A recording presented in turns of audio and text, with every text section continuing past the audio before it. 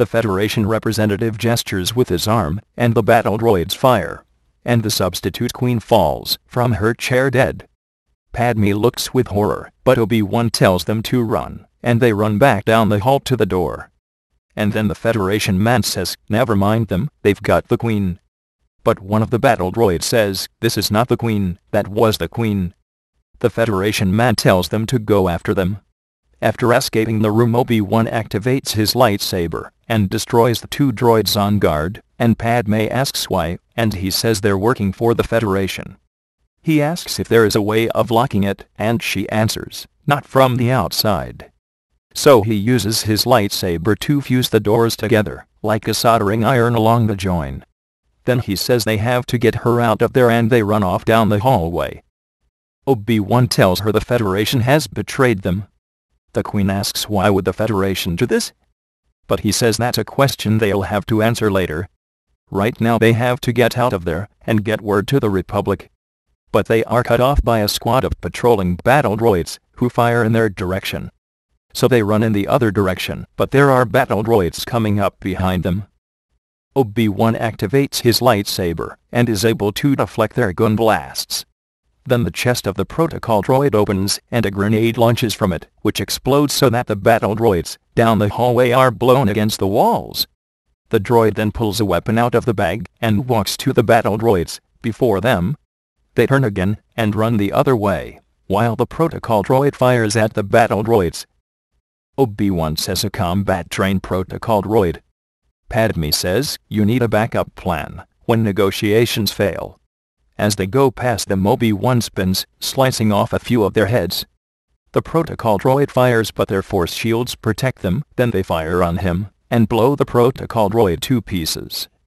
Padme looks back, and sees it scattering through the hallway. They get to the hangar, and Obi-Wan sees that there are other battle droids there, so he says he will deal with them while they run to the ship. He goes out and cuts down the two battle droids with his lightsaber. The others enter the ship, and Anakin straps into the pilot's seat. Obi-Wan directs Padme to the other seat, as Anakin tells her to strap herself in. And Obi-Wan says we're in for a bumpy ride, while holding onto the seat. The ship has to revolve, which takes some time, while there is clanging on the lock door. The door is forced open, and battle droids come in with the Federation men. They see the ship blast out of the door, and then plunge down, and they run to the opening. The ship careers down above the forest canopy, and then rides just aloft of the treetops. The Federation send out an alert to their ships. High above, a large Federation cruiser sees the small craft flying below above the trees. Then they get word from the Federation men to destroy the ship. They fly down lower, and Obi-Wan notices the ship, so Anakin dives down into the woods. The ship continues to track them, firing down between the trees. Anakin has to deal with exploding timber around him as he flies, as trees are blown to pieces around them. Obi-Wan tells him to fly over back where they came from, the defense station. They communicate with the defense station to destroy the Federation ship, and the men at the defense station track the ship, and blow it out of the sky. Obi-Wan says they cannot go back to the defensive station, because they might send out patrols there, so Anakin says he will take them to his home, and veers the ship in a new direction. The Federation men in the Queen's chamber then communicate with Sidious, and say they have been successful, but don't have the Queen. Saying she escaped, Sidious says that they cannot have a legal takeover of Naboo without the Queen, unless the Queen is dead. They land at the base of a mountain, but when Obi-Wan emerges he sees no home. Anakin points up the top of a tall steep cliff, and shows him where his home is. Obi-Wan says they can't climb up there, and Anakin says they don't have to.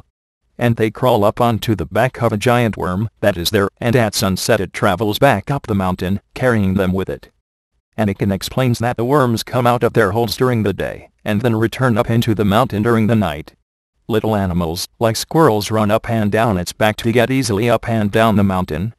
Once they reach a certain point they all jump off the worm, and then walk to Anakin's house.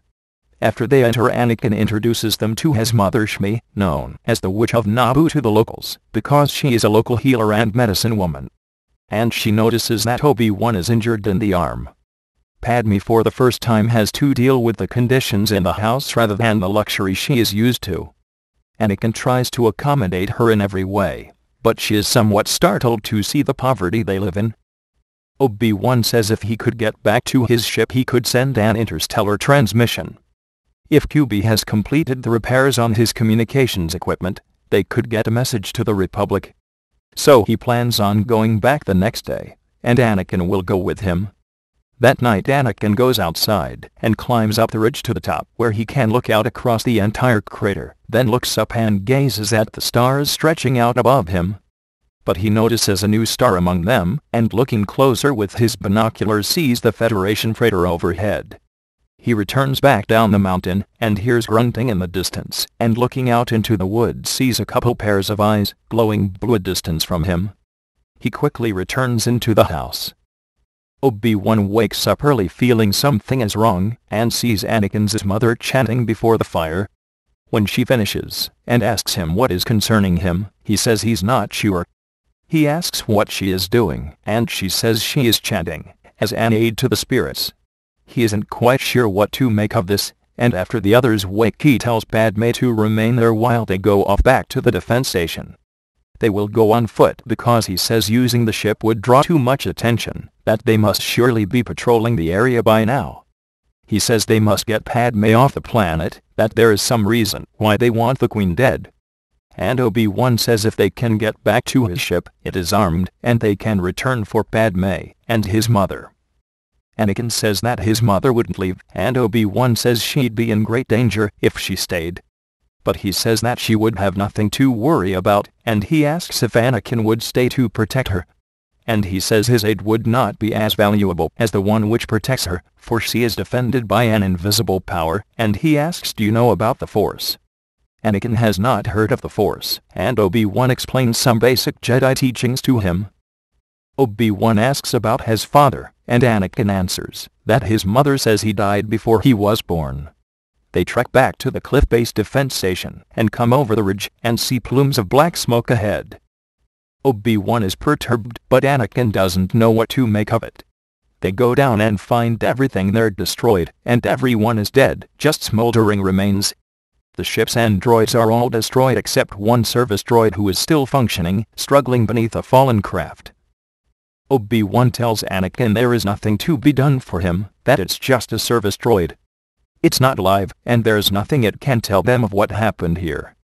Anakin steps back and watches it struggling, and asks to borrow Obi-Wan's lightsaber, and hacks it. He hands it back. Obi-Wan asks why he did that, and he answers he couldn't bear to watch it suffering. Obi-Wan's ship too is just smoking remains, so there is no way he can make a transmission.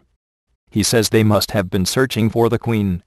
Then they are attacked from above by the commandos, who are up on the upper rim of the chasm firing down at them.